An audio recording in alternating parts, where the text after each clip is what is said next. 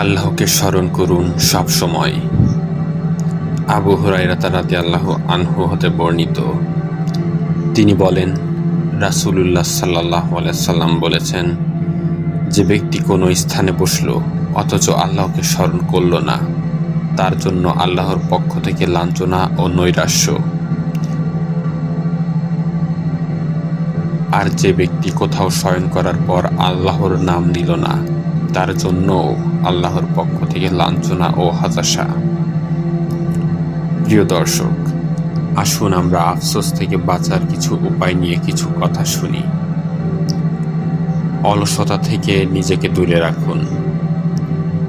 আব্দুল্লাহ ইবনু মাসউদ রাদিয়াল্লাহু আনহু বলেন, আমি এমন ব্যক্তির চেহারা দেখতে অপছন্দ করি যে অলস বসে থাকে। সে দুনিয়ার জন্য কিছু করে না, আবার আখিরাতের জন্যও কিছু করে না।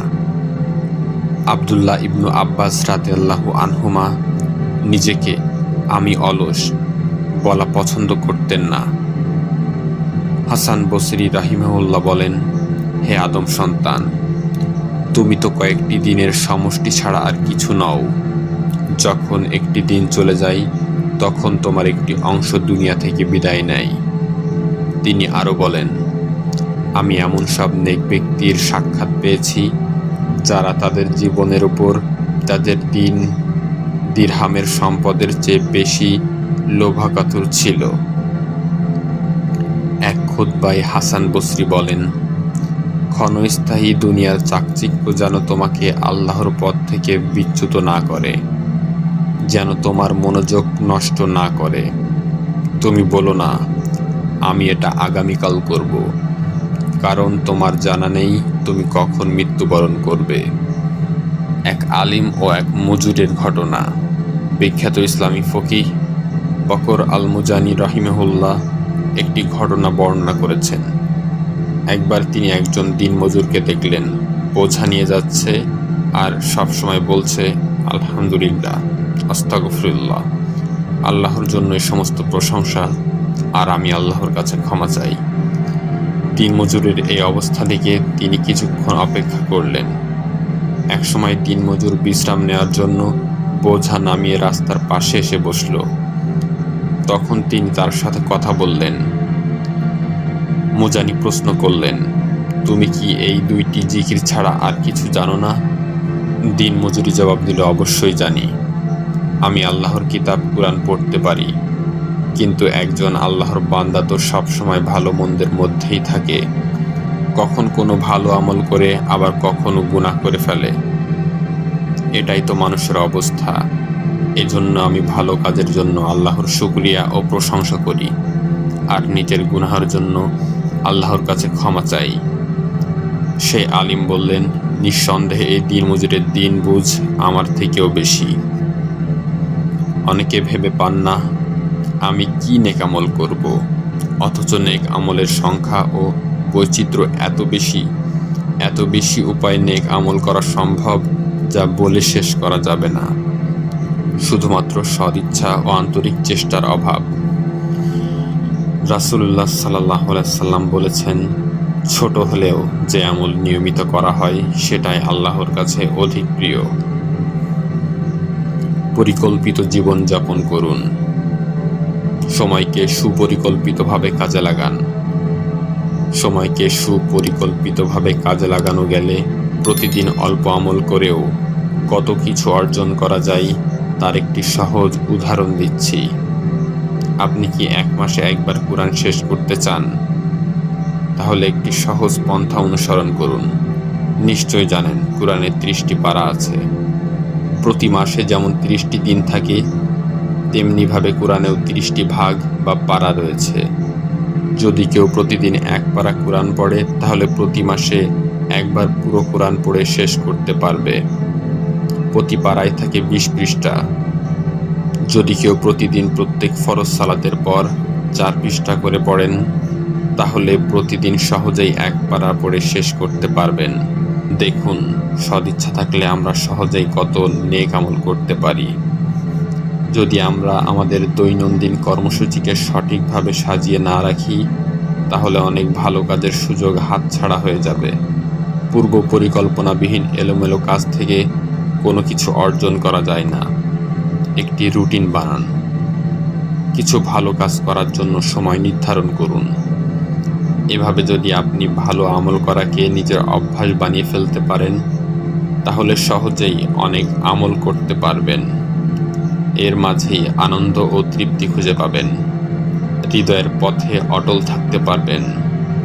অনিয়মিতভাবে হঠাৎ দু একদিন অনেক বেশি আমল করার চেয়ে অল্প আমল নিয়মিত করার পুরস্কারই পরিমাণে বেশি হবে।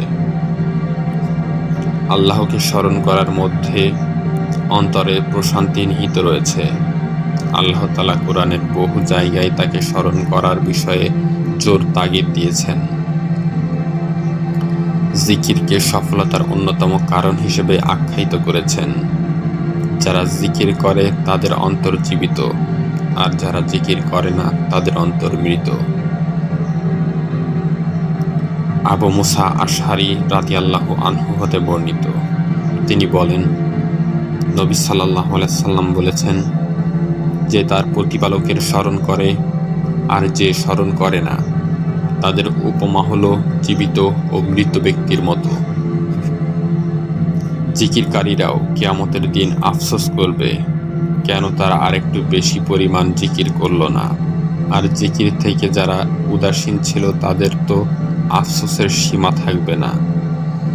মুমিন বান্দাদের যাতে আফসোস করতে না হয়, আখিরাতে উঁচু মর্যাদার নসিব হয়, সে কারণে আল্লাহ তাআলা জিকিরের বিষয়ে এত উৎসাহ প্রদান করেছেন।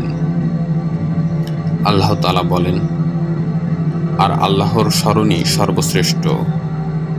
আল্লাহ তাআলা বলেন, যেসব পুরুষ ও নারী আল্লাহকে বেশি বেশি স্মরণ করে, আল্লাহ তাদের জন্য ক্ষমা ও মহাপুরস্কার প্রস্তুত করে রেখেছেন।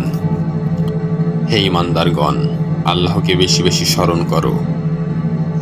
অন্য আয়াতে আল্লাহ তাআলা বলেন, ও হে মুমিনগণ, তোমাদের ধন সম্পদ ও সন্তানাদি যেন তোমাদেরকে আল্লাহর স্মরণ থেকে গাফেল না করে।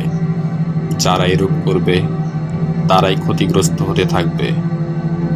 আল্লাহ তাআলা তার রাসূলকে নির্দেশ দিয়েছেন যেন তিনিও সর্বদা আল্লাহকে স্মরণ রাখেন। যারা আল্লাহর ব্যাপারে উদাসীন, তাদের সাথে যেন তিনি অন্তর্ভুক্ত না হন। আল্লাহ তাআলা বলেন, হে নবী, তোমার রবকে স্মরণ করো সকাল সাজে, মনে মনে, কান্না জড়িত স্বরে ও ভীত বিহবল চিত্তে এবং অনুচ্চ কণ্ঠে।